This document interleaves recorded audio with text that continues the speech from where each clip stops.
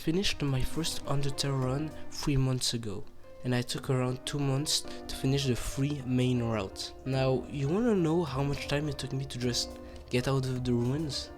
3 weeks! Mainly because I dropped the game for 2 of those weeks, but my point still stands.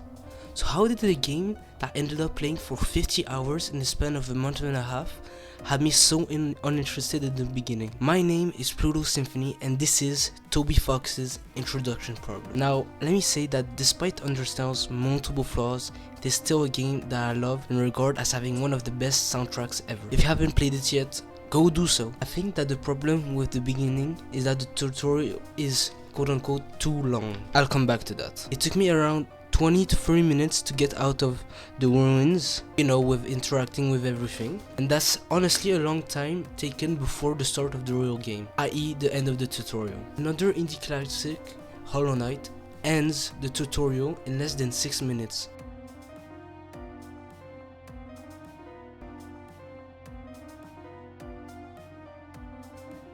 The tutorial doesn't seem like a tall hurdle, or even a hurdle, but it can be a big problem for new players. People want to get into the juice of the game, not sit around and read for a while. They want to see why this game is so liked and why it's become such a cult classic. I do think that the game's introduction had good pieces, but should have been restructured so that you get into the action faster. In conclusion, while Undertale's intro was necessary, it was a flawed part of the game. But wasn't the thesis of the video that Toby Fox's intros were bad? Well, yeah, that's why I dropped Deltarune too.